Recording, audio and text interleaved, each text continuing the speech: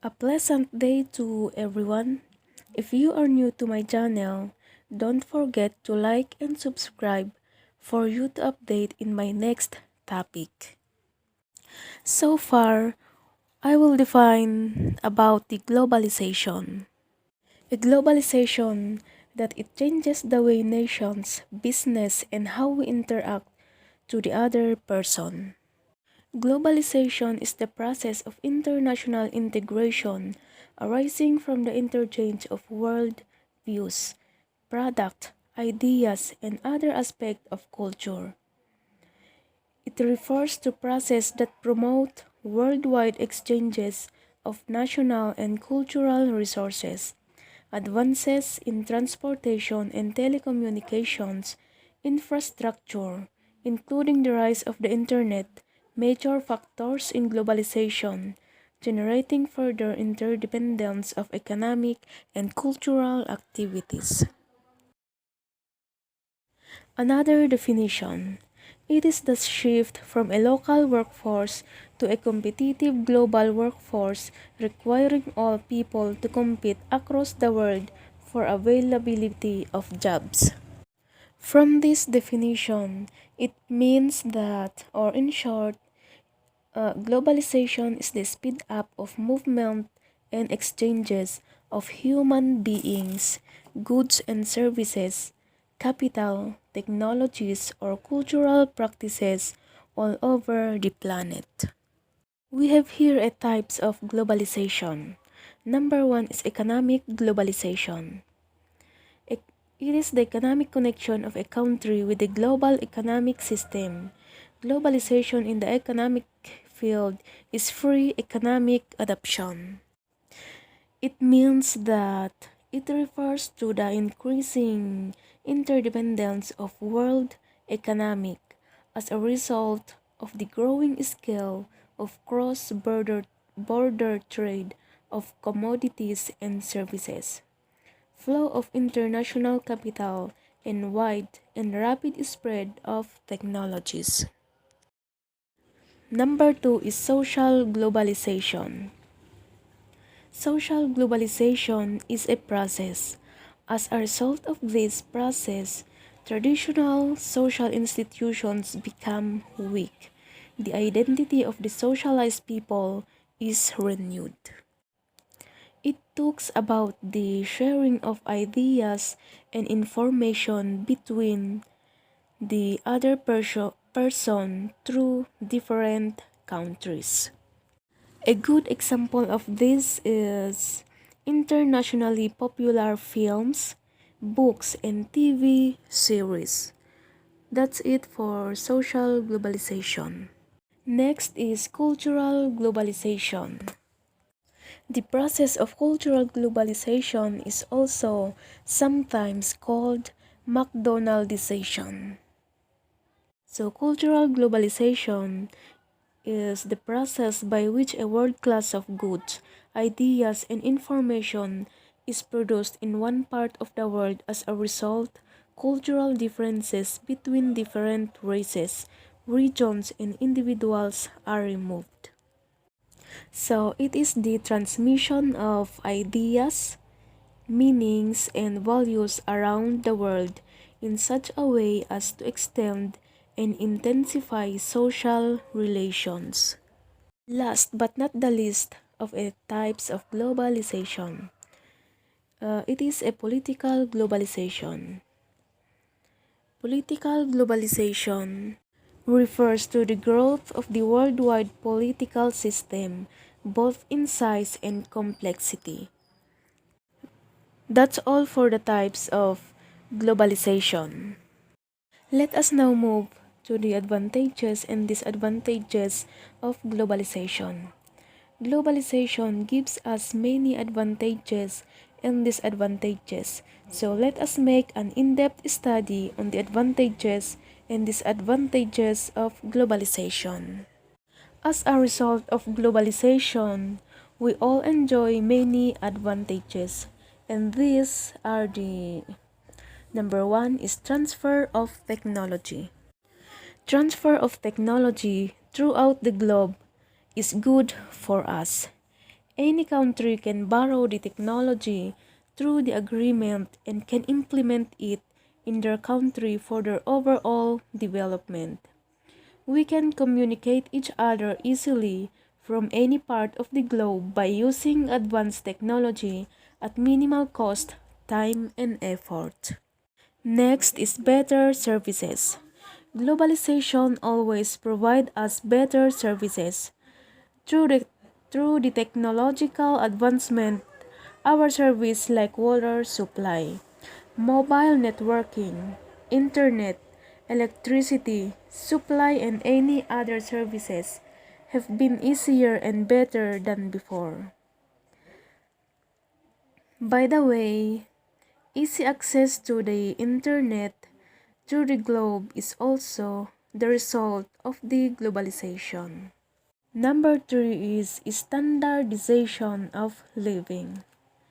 The integration of economies as the key process of globalization enables countries to fight against poverty and improve the standard of living of the people. From now, many researchers have been stated that when a country opens up their trade to the globe, the rate of economic growth is faster and living standards tend to increase. Number 4 is development of infrastructure. Due to the technological advancement and its transfer throughout the globe helps to improve countries' infrastructure. Countries are more enabling to deliver their services to the people. Development of infrastructure means overall development of respective countries. Here it is necessary to say that economic growth and development of infrastructure are compatible with each other. Number 5 is foreign exchange reserves. Through globalization, countries can build foreign exchange reserves owing to international financial flows. Number 6 is economic growth. Globalization entails to optimum utilization of resources wherein deficit resources are procured and surplus resources are exported to other countries. This ensures overall economic growth. Next is affordable products. With the access to the latest technology, the countries can provide products to its countrymen at affordable prices.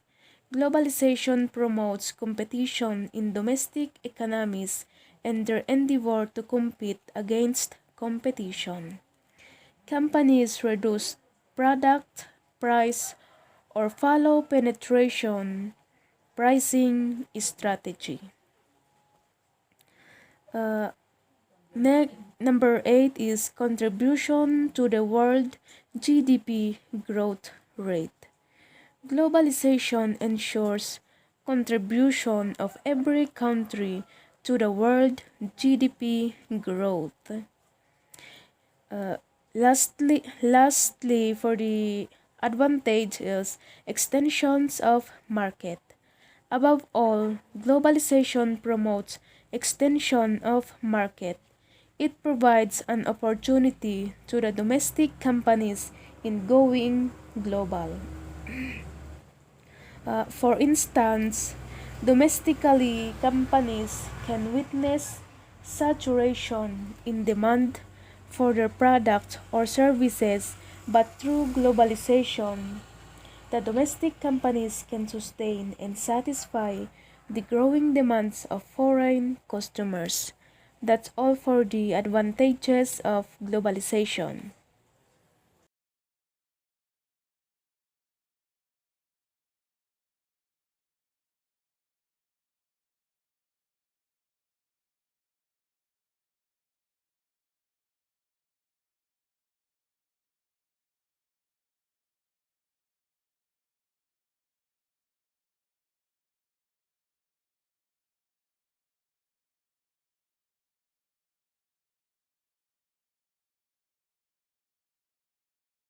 Next is disadvantages of globalization.